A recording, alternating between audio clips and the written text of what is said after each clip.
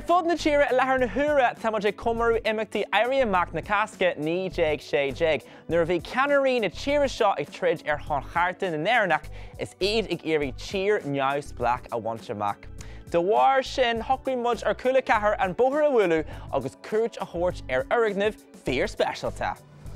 Phoist is ag Ard-Oifig an Phoist nó an GPO tá site an seo ag grílear Shráid Uí Chonaill in mBaile Átha Cliath. Bhí ró iad tábhachta ag an bhfoirgneamh seo a imeachtaí heachtaí na Cásca ní déag sé déag. Agus a taispeántas ar siúl san amlathair a léiríonn céird a tharla ón. Mar sin dé tarlinn ar thuras stairil bunaithe ar Sheachtain a dachraí star na tíre seo go hiile as go homann sa fiche is déag. Lomna sin níomh ní rion, ní fás go Cúla4. Obaíonn tá mar tróiríonn seo agus bhí an le agan dul thart an taispeántas a céir go ddíire a tar fáilann seo. So, nuair a hagan den ag an isteach go dtí an GPO Witness History, tainn siad síos daire agus tosaíonn siad ag feilm faoi roinnt do cad a tharla sula tharna an éirí amach na Cásca 9 agus 16, so mar hampla an fricúna 9 agus 13 agus an sin bogann siad ar aigedaí an sconán atá againn agus léiríonn an sconán cad a tharla go díreach an éirí amach na Cásca 9 agus 16. Agus an sin a níag an sconán tainn siad go dtí taréis 9 agus 16, so cogan na saoirse agus tar nóí cogan na cathair comá. An sin tagann siad sús daire, tainn siad go dtí áil ar na cuimhneacán, tá muid ag seasamh an sin inis faoi láthair na hóra. An sin tainn siad amach go dtí an clós agus is féidir le sculpture eáil atá denta sús do clocanna ar fad atá ann chun na páistí ar fad a bhór bás san éirí amach a mór comá. Nuair a hagann tíoine óga an seo céir éon rud is mó chur an aonú orthú. Cuairt inar arthú ar an sconán atá ann. Is tócha tá sé an mhór agus is léiríonn sé an mhá ar an slí ina tharla éirí amach na Cásca agus is brála an sconán ach freisin na tionóntán chumá ní creadann siad go raibh méid sin daoine ina cónaí i tionóntán in 9 agus 16 agus ribh sin chumá.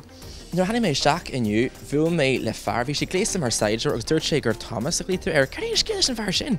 Is mar bhfuil de óglaí na hÉireann é Tomás agus tá sé áileoirg níos mó daoine chun ceabhar ó thart óglaí na hÉireann. Bus mé túg sós an taispeántas inis agus ag legus mar scíhann seo an acailm tá Tomás tá tú gléasta sais deirfiúil cai mé rá ceir éon scéal seo.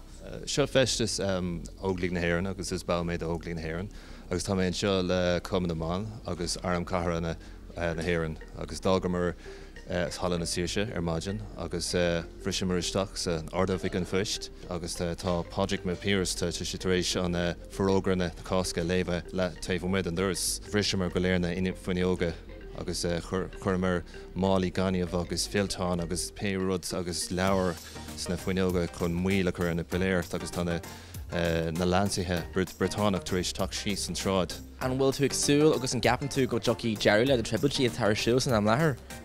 Well, tásúla go bhfuil ach chuid an daon de bhí siad síos sa lifií tá bád agus tá siad ag scuile slogán luisceannach agus tá an daon an Ard-Oifig an Phoist tá sé chríchéine agus tá beag an deach ag teach síos agus tá Tomás a Cléirigh níl sé géirí an áta ágá. Tá sogam nes go bhfuil tú fíor nócha agus a gaií tú dul amach agus ruí a thocrú so tá méid an slána aige leat ach ábhór le gahrod. Ceir go leir gur míle maithagad. So mar sin daoine mar tatíine a míon sin ag géirí smó i ólas eileach faoin áit aonteach stairil seo a bhfuil áit agah ar líne.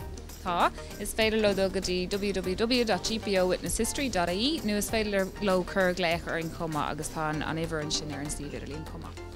Níomh go míle maigad. Tá fáilte.